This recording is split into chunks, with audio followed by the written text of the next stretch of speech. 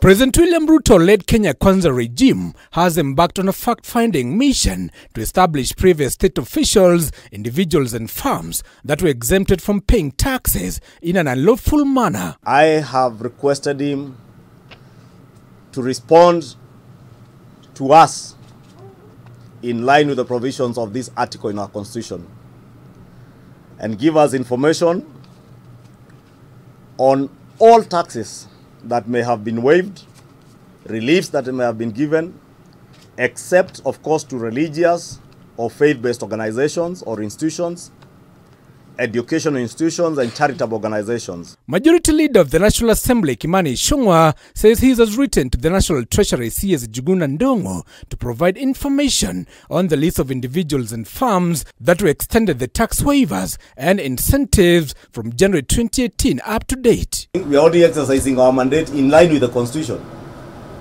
Therefore, we should not be time-bound to a specific time. It is the time we don't have information that we are requesting that information. Not out of fear that either in the previous regime or this one there has been tax evasion. Ichungwah, however, says the mission is not a fishing expedition or a target to certain individuals for political reasons, but to end impunity. We have no reason to target anybody, but we have every reason to target anybody who may have abused their office, granted themselves waivers, and not to target them for anything else, but to target them and politely request them to pay up their taxes. The Kikuyu legislator dispelling speculations that Parliament was contemplating to reintroduce the taxes on estates, dubbed estate duty, that was abolished in 1982. I am not aware of any such proposals, and if you are referring to the Estate Duty Act, but that is not to mean that those who have not been paying their land rates.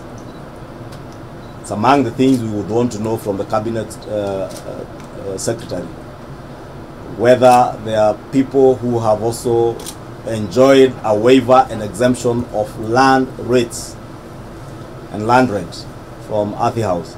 The Ruto wingman in the National Assembly also telling of the Azimio coalition of increased taxes, saying the current taxes on commodities were passed by the previous regime. The current administration and indeed the 13th Parliament has not had an opportunity to consider any amendment to the finance bill of 2022.